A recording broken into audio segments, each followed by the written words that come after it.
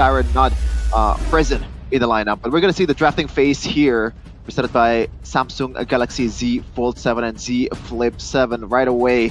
The bands coming are the Lancelot, Baksha, and also CC Gani. Seems like here TLID will have the blue side. RRQ, if you take a peek on their percentage, it's still 0% on the blue side. So it's their, granted it's just 3 games, so it's 66% for the red side, but it's still their side here, at least for this season. They are likely to play around the last pick value. And it seems like RRQ, they will bend the prios, right? 1-1, Baksha. Wow.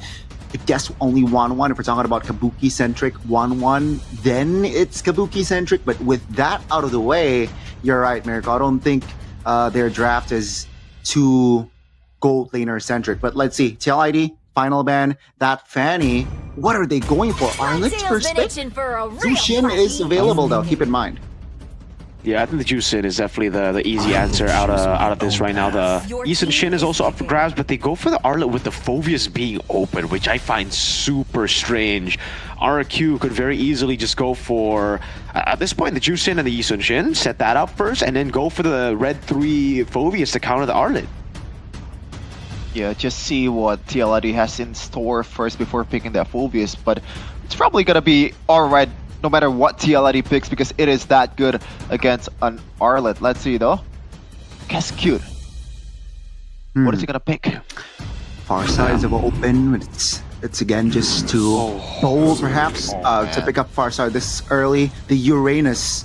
Wow, this is a hit. I don't like that. Yeah, it's again, it's if you are able to get the snowball, Uranus can definitely do work and cause problems. But yeah, again, the Farsa, it's just a power pick. I think it's bold to be picked up this early, but then again, let's see Rins rocking the Farsa again. Against the Arlet is kind of wild though. The Uranus, we did see this matchup as well. It was Kin versus Cars, if you guys remember. Yeah, Kin had a field day up against the Uranus.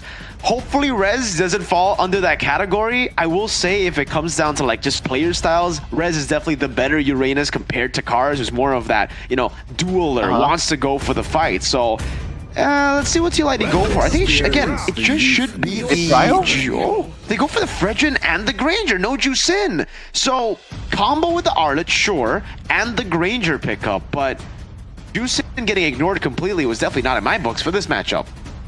Yeah, for sure. I thought they'll get something that gets mid-prio, especially when you know you can punish the Uranus early game, because when you punish Uranus in the early game, it's gonna be so hard for the Uranus to make a difference in the mid-game. They don't have the item, they don't have the healing, and by that time the anti-heal will start to really hit you. So TLID, what are they trying to do here? I guess like the initial combo of Fredrin and Arlet is pretty good, but is that worth it to pick in the first phase for TLID?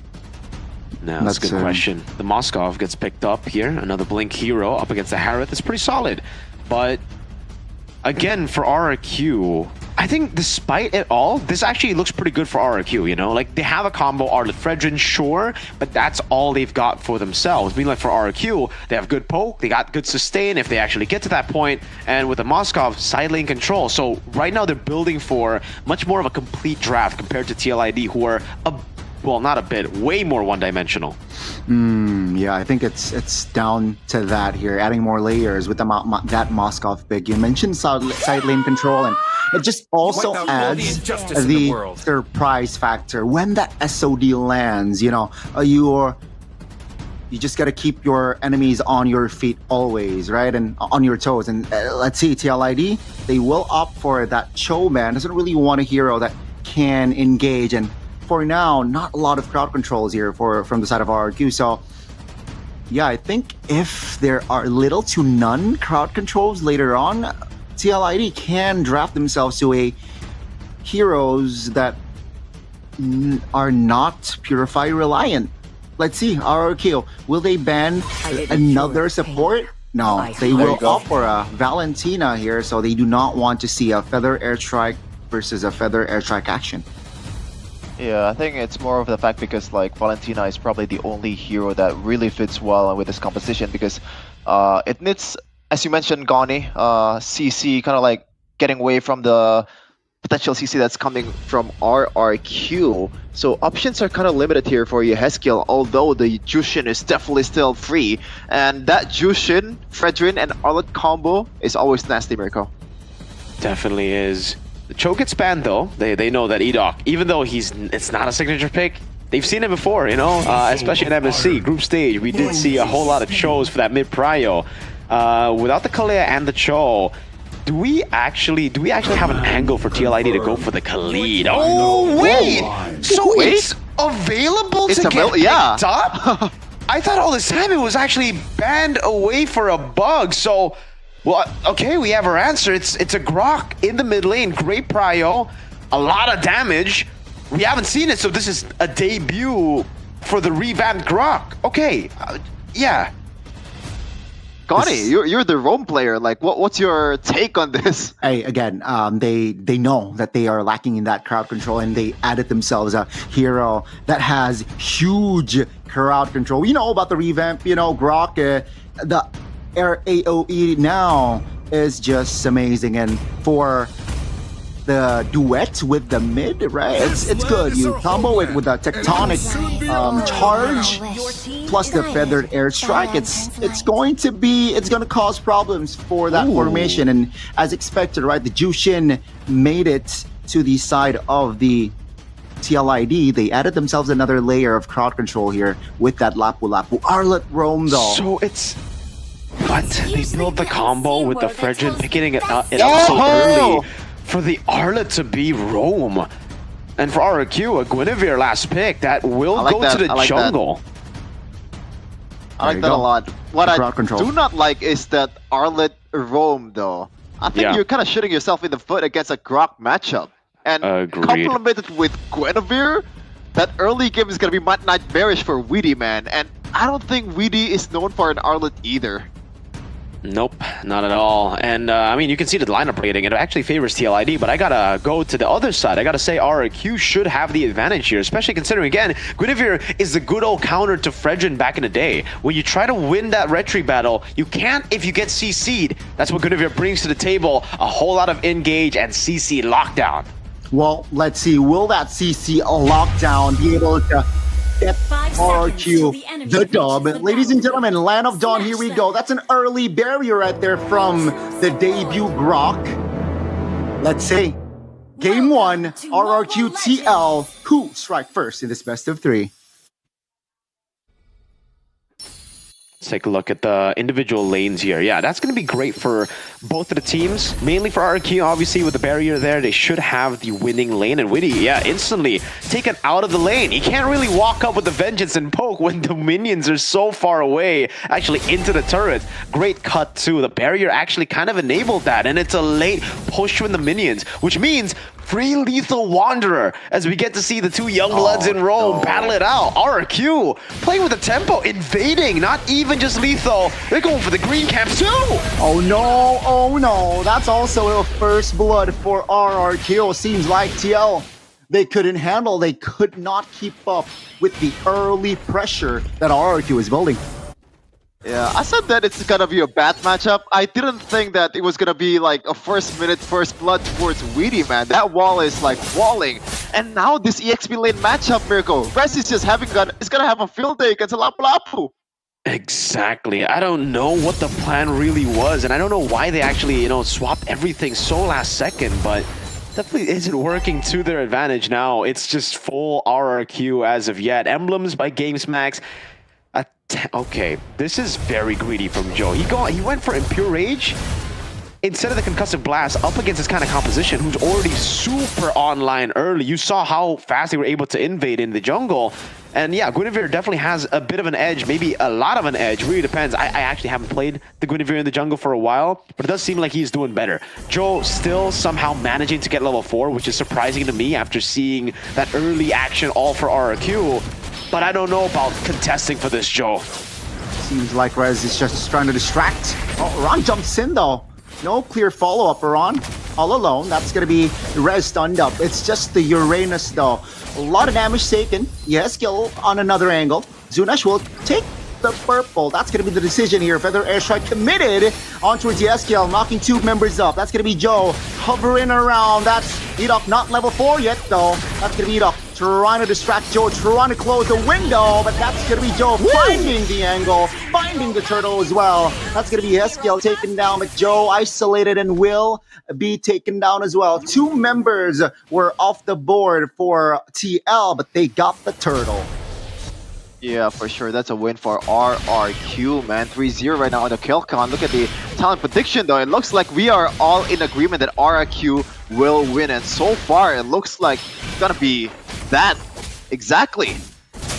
Yeah, great drafts from Keskute here in game number 1. He's really able to dissect everything, though the execution has been quite sloppy. Not from everyone, mainly from Zunesh, who was just so fixated, tunnel vision on Turtle instead of just helping the team go for the fight that was clearly a winning one.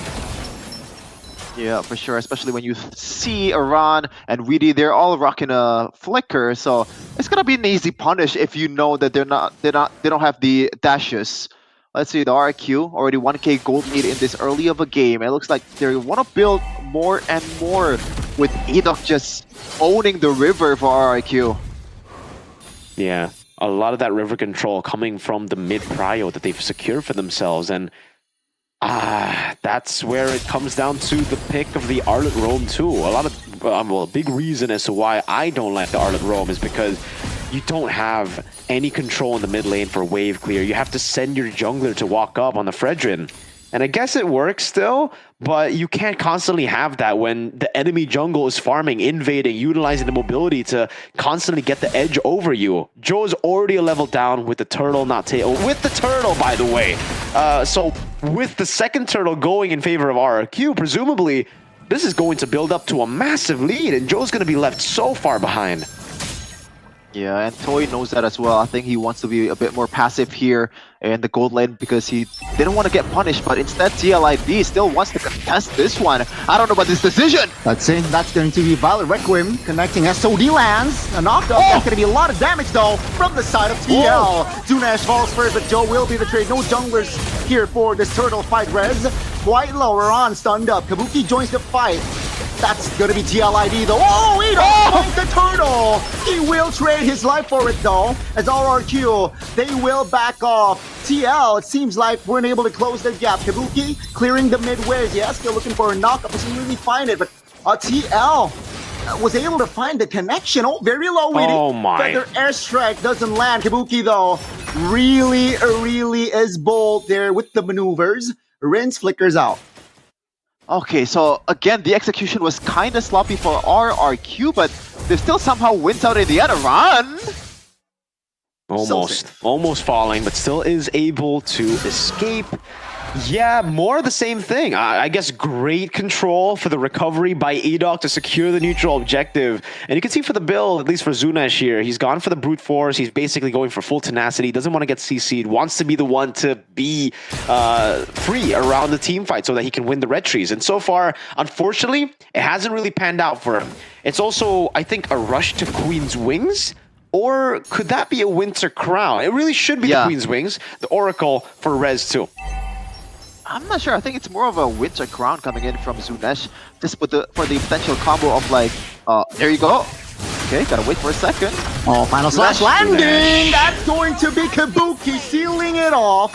A slight miscommunication there as Zunesh was overcommitting. Yeah, at least they got a turn out of it, but that was completely unnecessary. Yeah. Yeah, more on that. Well, I guess that's why we saw the keys to victory of having him more on assassins, on carries. On the utility so far, it does look very awkward for him. Not a single neutral objective win. Rins and Toy are the ones left to carry the game currently. 6 minutes and 50 seconds have elapsed in this game, and RQ is leading by a smidge of gold. Turtle is already spawned for the third one here. RRQ, can they be a bit more tactical or strategic about their approach here? Definitely got to be elusive. RRQ, Zunesh doesn't really connect with that jump. TLID 5 members already around the river.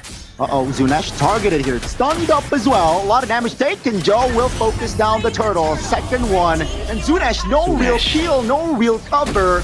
And he falls. That's going to be RRQ here repositioning. Rins looking for an optimal feather airstrike moment, but that's going to be the tectonic charge. Saving Grok slide. Rins very low. Mid. Vulnerable. Witty finds the connection to shut Rins down. SOD doesn't land, unfortunately. And RRQ, they are on the back foot. That jump from Zunesh, the initial jump was so bad, but the fact that he just didn't get out immediately is more questionable for me. Agreed, man. RRQ definitely, miscoordinating a lot of their engages, and TLID are just capitalizing on it. It's not like TLID are they're not forcing RRQ to make these mistakes. RRQ are just very disorganized as of right now. Rez as well walks up, able to buy some time. Well, it buys the Bravest Fighter, baits it out, but they're not really able to get much. Zunesh. That's a jump, that's a burst, not enough to take his skill down. Zunesh now in trouble, taunted. That's going to be the crowd control. Lord. Just too much for Zunesh to handle. RRQ now looking to reposition. Flicker from Edok. Seems like will not be enough. Key falls as well as RRQ. They are getting dismantled here. TL just in the jungles of RRQ already. Yeah, I think the idea was good from Zunesh, and he was able to spend or get the resources away from Yeskiel with that Purify, but the follow-up was just not there. RQ needs to be a bit more coordinated with their approach. At this point, they're really just playing for the late game. Toy has been farming like a monster, already very close to the 3-item power spike, but even then, I don't know. Look at the Sky Piercer stacks already coming in for Kabuki. He's already gotten 2 on the board at 9 minutes, which is solid stuff. 1,000 gold lead. Zunesh finally gets the winner crown, which will definitely help him in his endeavors to secure neutral objectives. But I don't know, maybe he should have just waited for the winner crown at this point. He's been going in a bit too ham every single fight. Yeah. Gotta be a bit more tactical with the second skill, the spatial migration, man. That's the make or break skill for RRQ's composition. If it doesn't land, it's not gonna work out. Now, the Lord fight is coming up. Let's see, Zunesh not looking too comfortable on this Guinevere so far. Will he be able to redeem himself? Rez now, half HP. Man. Rins, gotta wait. Oh, that's the feather airstrike going down. That's Iran stunning Rins. That's Toy though, finding the kill in the mid. That's the SOD landing on towards Kabuki. That's going to be the SOD as well, dealing a lot of damage. Oh, Zunesh gotta be careful there with the reposition. Very low, so with this, Zunesh will have to go back. RRQ, even though they're a man up, they can't really control the Lord here. As Joe, Iran, Yeskiel, Witty will be up in 5. Rez now, taunt, that's a taunt. Kabuki now will join. RRQ, do they have enough time now? Rez, concentration pop, that could be very low. Oh, Rez, very low, the cancellation! Valorant Requiem finally finds its mark. Joe, down, that's gonna be Iran now. Sandbagging Iran goes down as well. 2 members of TL eliminated. Now, finally, some light from Zunesh. Their first, I guess, good play that he made so far in this game. Although the first play that made him so low was kinda questionable. But let's see what he has in store here with R7 watching. Witty has the flicker final slash. Not enough men though, so I don't think he will commit. SOD lands though. That's gonna be Witty. Stunned up. That's the chain crowd control that RRQ was drafted for, and they were able to connect that one on towards Witty. Good stuff. Finally, some good stuff from RRQ. Again, you did mention a bit earlier, Sheffin, but now we actually finally get to see how the composition is supposed to work. And turns out it is actually waiting for the power spikes for Rins, Toy, and Rez. All 3 of them need to be online before they go for these big fights. Unless, they win out the first turtle, which they technically did, but they didn't secure the neutral objective. If they did, I think this would be online much sooner. But yeah, I think I gotta give most of the props, not to Zunesh, but to Toy, Rez, for being able to farm up so quickly, to become the force that is the carry at this point of the game. Zunesh has to respect that. I think we need to see a lot more of that, but TLID have actually taken an interesting approach to defending the siege. They've gone to Yeah. Yeah, all in on tier 1 mid, but they've lost their side turrets, which should be good for RRQ. They have the Lord still very healthy. The turret in the mid lane will fall in the end, so it ends up being a pretty bad trade. Seems like they're going to force the base turret takedown here for RRQ. Will it be enough though? Seems like the damage profile from TLID is enough to clear the lower top. So no real threats in the structure of base turrets, but hey, RRQ, you're right. It's such a back and forth game, and it's such a complete game. We get to see a bit of TL, we get to see a bit of RRQ as well in our first game. Yeah, and the one that makes it back and forth here, I think the most is Rez, because so far, I cannot believe how he didn't die at all with this much CC coming in from TLID. Agreed. I guess they don't have enough damage, but he's been the one that, you know, as you mentioned, Gunny, he's the pick-me guy in this case, in every team fight. He's basically telling everybody to look at him, you know, look at him, go for a lot of these plays, just soaking in as much damage as possible. And that's what he's built to do. Rez doing a good job on the Uranus. And Kabuki actually hasn't gotten more than that, the 20 stacks that we started the game with, technically. I'm going to say started the game because that's where it all started for TLID when they won that big team fight around the neutral objective. Now for RQ, it's a slow game. And for TLID, again, the big question is, can Joe even walk up around the neutral objectives now with all the tempo gone? There's no space at all. Yeah, it's very minimal space coming in from TLID here, but they're not really down by a lot, though. The map pressure or the map control is surely on RRQs, but we got a game fact here by GoPay. Okay, it's we gotta wait for a second. Yeah, there you go. It's a debut for MPL Indonesia Season 16 Grok after last use when Weedy played against RRQ in Season 14, I believe. So that was a year ago, more or less, right? Yeah. It's a long time ago, finals. man. It was a while ago, you know. Top that lane, matchup, though, by the way, was won by RRQ. Ooh, interesting. Interesting setup, top lane. Yeah, I think they just want to punish Toy, but Edok knows that something is a bit fishy here with the lack of presence in the map from TLID. Good thing, Weedy and Kabuki, they kind of like cycle the recalls. Oh, wait a minute. Do they want to chase? They're playing the Fog of War. That's going to be a great stun by Weedy. Other airstrike though cancelled. Has the glide. Weedy is A-okay, and seems like it's okay for both teams. Just a flicker popped by Kabuki. So value. Baiting out the flicker from Kabuki is massive. RRQ literally have to rely on engage to get the flicker, to get Kabuki, but now they don't need to really have any layers of CC. They could just go straight for Kabuki, who's the main carry. Yeah, for sure. The Grok can just flicker forward. Zunesh, easier time to land the spatial migration. Even Rince, it's an easy punish for him knowing that the flicker is not there with the feathered airstrike. Now, let's see, the Lord Danzo Toy is still up there, and I don't think there's anything TLID can do about Toy. He can land the SOD and just join 5v4, 5v5 technically. So TLID, that's the stun. That's a Violet Requiem, Feather Airstrike, and SOD not landing though, but that will be enough for Joe to be taken down. So now it's going to be again just RRQ controlling the Lord. 4K gold lead practically in the hands of RRQ. And now it's just full RRQ. They played it incredibly again, having that force error up top, and TLID being very indecisive around the neutral objective helped RRQ to get even more of a lead. What TLID could do in that situation, Sheffin, was the question you raised. I think just be decisive and go for the fight, but that would have also ended up with them losing for sure without Kabuki's flicker. So there was really no good answer to the situation, no real solution to the problem.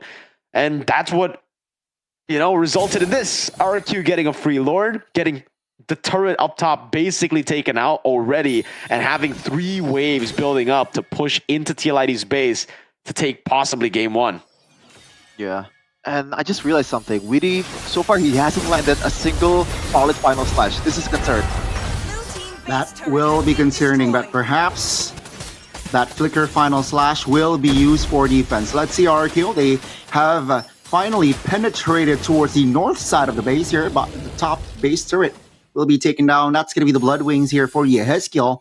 Will that item be enough to at least hold on? RRQ will not force anything rash here. They're taking it slow. As slow as they can. They have all the leads. There's really no risk at all for them. All the risk is in TLID's side, on TLID's side. And again, they've kind of built themselves a composition that is very one-dimensional. Pure team fight. They want to utilize the AoEs in their composition, the constant resets of CC for a roaming Arlet. Again, that has to be brought up. All the CC that they've gotten in their composition is to set up a roaming Arlet. I would love to see the items again and see exactly what Witty's building, but I'm pretty sure he's not going to be as tanky as, you know, a normal Arlet, and definitely not going to be dealing as much damage as a normal XP Arlet. Yeah, I don't think he even builds the Fury Hammer just because of the fact that he needs to be a bit more tanky even in the early game. I mean, he got killed in the first minute, man. So he knows what to do with his itemization, but at the same time, he kind of shot himself in the foot. Let's see, though. Looks like map control is once again for RRQ. The long lane, no turrets at all for TLID. So this should be a much easier Lord fight or Lord dance for the King of Kings. Really should. The far lane's already taken. Really, Toy could actually just play in the side lane and wait for a mistake to happen, which has been the way to go for RRQ. They never really rush into these bad situations or into 50-50s. They always try to win with the advantage they've got. So again, it's all up to the TLID. They have to force a big fight, and the big fight will have to also be a good engage on Rins and Toy, because if they go in randomly to Rez, Zunesh, or Edok, they're cooked. RRQ have all the damage in the world. You can see the items already built up completely, and as expected, Sheffin, it is a Fury Hammer, so at least it does have a bit of damage, but yeah, definitely not the same amount of resources that you would have as an XP laner early game to take the game and, you know, snowball out of control. Zunesh is going to be caught. Has the jump. Cho? Brute forcing his way in. They want to close the gap here. That's the final slash landing towards Zunesh. That's the jump! That's a Titanic charge! Kabuki! Vulnerable taken down! That's gonna be a good two-man stun with the Spear of Misery. Joe isolated. Good night as Rins picks up the double. That's gonna be RRQ just applying more pressure on towards the base of TL. Conceal pop. They have a wave in the bottom lane of the map. That will be the structure going down. Great response there. Rins, though, looks from another angle. That's a stun. That's a feather edge strike. Witty not landing his final strike. Has the immortality. Will pop it. That's going to be RRQ now. Just focusing, locking the base. Will it be enough? It will. RRQ finds game one.